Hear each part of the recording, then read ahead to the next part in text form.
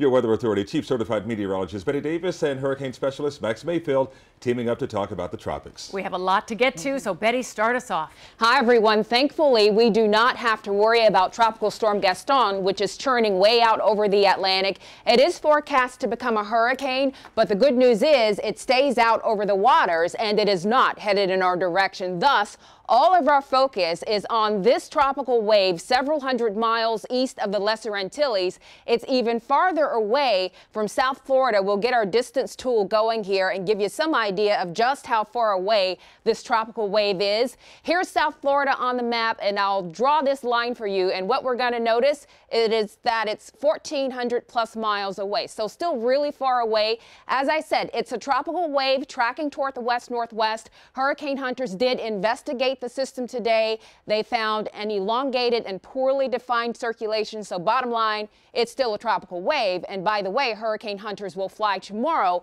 if need be. In the meantime, we can let you know that there is still some chance that this wave could develop even farther. In fact, as it's heading toward the west-northwest over the next 5 days, forecasters are putting the formation potential at 60%. So Max, this is something we still do not want to discount. Right, it's still looking like a strong tropical wave, and if we look at this on the visible satellite imagery, you'll see a few clusters of thunderstorms, but there's no concentrated convective activity there. The Air Force Hurricane Hunters left early this morning and flew out there most of the early afternoon.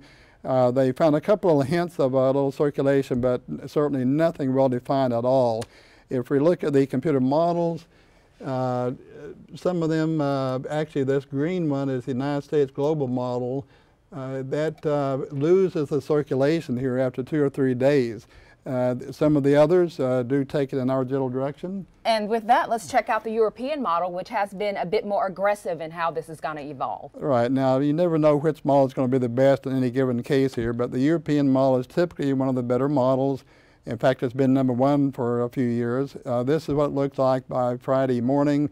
There's really no close, well-defined closed circulation until we get to about Friday morning. And then in the southeast Bahamas, it still tries to develop that little counterclockwise circulation.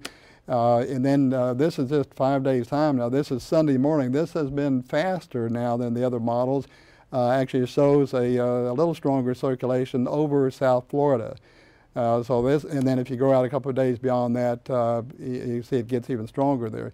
The global model of the United States shows something vastly different. A much weaker solution, and that is one of the reasons why even today, Max, we're still scratching our heads about what's going to happen with this. Right, and so I think at this stage of the game, you just need to know that we do have a strong tropical wave headed in our direction. Some of the models develop it, some don't. We need to watch it. Lori? Okay, Max and Betty, thank you so much. Glad you're here. And don't forget, you can download the Max Tracker app if you haven't already. It's free in your app store. That way you'll get direct messages from Max himself. You'll be able to track the storm. You'll see live radar and so much more.